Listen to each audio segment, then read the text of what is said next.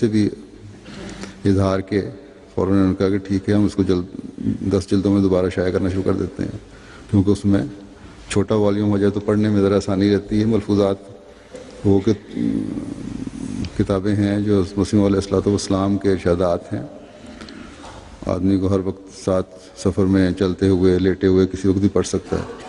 چھوٹی جلد میں میرے خیال سے زیادہ فائدہ رہتا ہے، آسانی رہتی ہے پڑھنے میں بنسبت بھاری جلد کے۔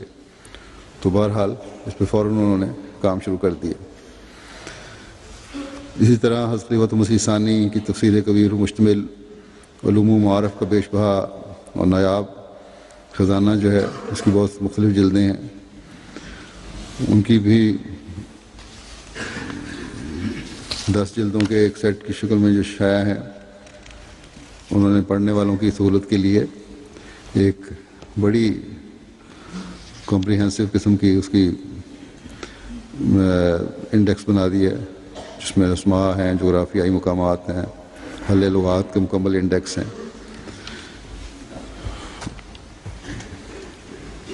مختلف کمیٹیوں کے انجمن کے ممبر رہے آپ، مشاورتی پینل، شعبہ تاریخ احمدیت، مجلس افتاء، خلافت لائبریری کمیٹی، منصوبہ بندی کمیٹی، آڈیو ویڈیو کیسٹس کی محفوظ کرنے کی کمیٹی، تبرکات کے محفوظ کرنے کی کمیٹی، 7 سالہ خلافت جوبلی کمیٹی کے ممبر رہے۔ اسی طرح آپ کو اسیر راہ مولا ہونے کا اعزاز بھی حاصل ہوا۔ الفضل بورڈ کے آپ صدر تھے۔ عبدالعلی شاہ صاحب اپنے ایک ملاقات جو انہوں نے حضرت خلیفۃ مسیح ثالث رحمہ اللہ تعالیٰ سے کی، پہلی ملاقات کو ذکر کرتے ہیں، کہتے ہیں کہ حضور کی پرروب شخصیت اور شفقت کے تعلق میں یہ بات بھی مجھے یاد آئی ہے کہ جب حضور نے سلسلے کے بعض اہم کام میرے سپرد فرمائے تو پہلی محکمانہ ملاقات میں جب حضور نے خاکسار کو یاد فرمایا تو میں حضور کے سامنے گیا تو میرے ہاتھ فرتے روب سے لرز رہے تھے۔ حضور نے انتہائی ملاطفت سے خاکسار کو فرمایا، نروس ہونے کی کیا بات ہے، کام کو اچھی طرح مجھ سے سمجھ لیا کرو اور اسے پوری محنت سے کرو۔ پھر میرے ہاتھ کو اپنے ہاتھ میں لیا، جس سے میری یہ حالت جاتی رہی۔ حضور اعتماد کرنے میں جلدی نہیں کرتے تھے، اور جب حضور کسی پر اعتماد کر لیتے تھے تو پھر اس کو بھرپور شفقت، رہنمائی اور عفو و درگزر سے نوازتے تھے اور نوازتے ہی چلے جاتے تھے۔ لکھتے ہیں کہ ایک مقدمے کے سلسلے میں میری گرفتاری کے وارنٹ نکلے۔ وہاں پاکستان میں رسالوں کے ایڈیٹرز اور پرنٹرز وغیرہ پر وارنٹ گرفتاری تو بہت سارے نکلتے رہتے تھے، تو ان پر بھی ان کے بھی وارنٹ گرفتاری نکلے۔ اس خلیفۃ المسیح ثالث کو جو پتہ لگا، آپ نے ان کو بلایا، سعد وکلاء کو بلایا، میٹنگ ہوئی۔ اس کے بعد لکھتے ہیں کہ جب ہم چلے آئے تو حضور نے اپنے ایک بیٹے کو بھجوایا کہ عبداللہ کو کہو کہ گھبرانا نہیں، میں اس کے لیے دعا کروں گا۔ تو ان کے بیٹے کے آگے سے یہ اس کی مسلابے کے اس بیٹے کا یہ حوالہ ہے کہ خلیفۃ المسیح ثالث رحمہ اللہ تعالیٰ نے ان کے جانے کے بعد مجھے بلا کے کہا کہ دیکھو ابھی یہاں سے شاہ صاحب وغیرہ گئے ہیں، ابھی کیس ہے، انہوں نے لاہور یا اسلام آباد جانا تھا، ابھی گئے نہیں ہوں گے، تو ان کو جا کے کہو کہ ان کے جانے کے فوراً بعد پریشانی میں جب میں نے دعا کی تو اللہ تعالیٰ نے یہ الفاظ میرے پر زبان پر جاری فرمائے کہ کبھی ضائع نہیں کرتا وہ اپنے نیک بندوں کو، اس لیے پریشانی کی ضرورت نہیں ہے۔ چنانچہ چند دن میں وہ بڑا ایک خوفناک کیس بنایا گیا تھا ان کے خلاف، بڑا سنگین قسم کا کیس تھا، اور سب معاملہ ختم ہو گیا۔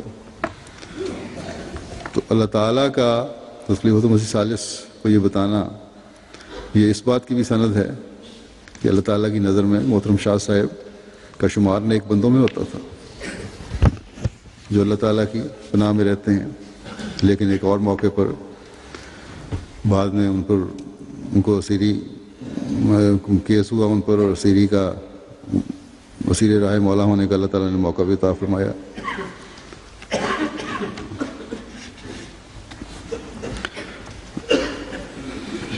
یہ ان کا کیس جو پیدا ہوا، جو بنایا گیا ان پر،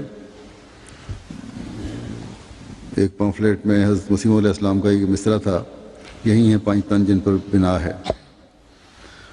تو یہ شائع ہوا تو اس پر سیکرٹری لجنہ کی طرف سے رسالے میں شائع ہوا تھا۔ ان کے کاتب محمد ارشد صاحب اور سید عبداللہ شاہ صاحب پر مقدمہ قائم کر دیا گیا، اور عبداللہ شاہ صاحب اور محمد ارشد صاحب کو کئی روز حوالات میں رکھا گیا اور ان کا مقدمہ کئی ماہ جاری رہا۔ شاہ صاحب بتاتے ہیں، ان کو ایک مربی صاحب نے لکھا کہ شروع میں الاؤنس بہت تھوڑا ملا کرتا تھا واقف زندگی کو، جس سے گزارا بڑی مشکل سے ہوا کرتا تھا۔ تو اس پر شاہ صاحب کہتے ہیں میرے سسر نے ایک دفعہ مجھے کہا کہ تم دنیاوی لحاظ سے بھی بہت زیادہ پڑھے لکھے ہو، اس لیے تم دنیا کی طرف چلے جاؤ، وہاں کیوں نہیں چلے جاتے؟ میں نے انہیں کہا، شاہ صاحب کہتے ہیں کہ میں نے انہیں کہا کہ میں نے 2 معاہدے کیے ہوئے ہیں۔ ایک معاہدہ تو یہ شادی کا آپ کی بیٹی کے ساتھ ہے، اور دوسرا خدا کے ساتھ وقف زندگی کا ہے، عہد ہے۔ اب آپ بتائیں کون سا عہد توڑوں؟ اور پھر کہتے ہیں میں نے ان کو کہا تھوڑی دیر کے بعد کہ اگر پہلا عہد قائم رکھتے ہوئے دوسرے عہد کو توڑ دوں تو یہ کس طرح ہوگا؟ یہ تو اس بات کو سن کے سسر ان کے خاموش ہو گئے اور کبھی پھر آئندہ اس موضوع پہ بات نہیں کی۔ اور شاہ صاحب کہتے ہیں خدا تعالیٰ کے فضل سے اس کے بعد مجھے ساری زندگی بے حساب اللہ تعالیٰ نے نوازا ہے۔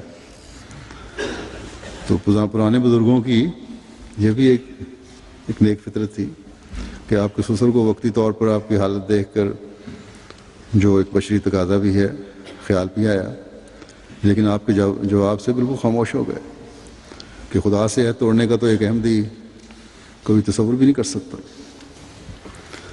اور شاہ صاحب کو توکل کا ہی پتہ چلتا ہے، اور اس وقت توکل اور عہد کی پابندی کے جذبات کو خدا تعالیٰ نے بھی پھر ایسا نوازا کہ ساری زندگی کبھی ان کو کہتے ہیں مجھے کبھی تنگی نہیں ہوئی۔ اپنے ماتحتوں سے حسن سلوک اور جذبات کا بہت خیال رکھتے تھے۔ ان کے اکاؤنٹنٹ بتاتے ہیں کہ شاہ صاحب کے ساتھ 15 سال کام کیا ہے، مجھے سوائے ایک واقعہ کے اور کوئی موقع یاد نہیں جب آپ نے کبھی شدید غصے کا اظہار کیا ہو۔ اور ہوا یہ تھا کہ کسی غلط فہمی کی بنا پر ہم نے ایک دفتر کو کچھ کتابیں محترم شاہ صاحب کو بتائے بغیر دے دی تھیں۔ جب کسی دوست نے محترم شاہ صاحب کو اس امر کے بارے میں بتایا تو شاہ صاحب نے شدید برہمی کا اظہار فرمایا، اور شاہ صاحب کی ناراضگی کی وجہ سے میں 2 دن تک آپ کے کمرے میں نہیں گیا۔ 2 روز بعد آپ نے مجھے اپنے کمرے میں بلایا اور مسکرائے، اور آپ کے سامنے بسکٹ وغیرہ پڑے ہوئے تھے، وہ آپ نے مجھے دیے۔ ایک اور ان کے مددگار کارکن ہیں، وہ لکھتے ہیں محمد اقبال صاحب کہ 20 سال کے عرصہ ہو گیا ہے، ہمیشہ بیٹوں کی طرح ہمارے ساتھ سلوک رہا، کارکنان کے ساتھ ہمیشہ بہت پیار اور محبت کا سلوک رہا، اور آپ کا رنگ حد درجہ درویشانہ تھا۔ اگر کسی کارکن کی مدد کرتے تو دوسرے کو اس کا علم بھی نہ ہونے دیتے۔ اسی طرح اگر اپنا ذاتی کام کرواتے تو باقاعدہ حق ادا کیا کرتے تھے۔ اسی طرح اگر کسی کارکن کے بچے کی شادی ہوتی تو جس حد تک مدد کر سکتے تھے آپ کیا کرتے تھے۔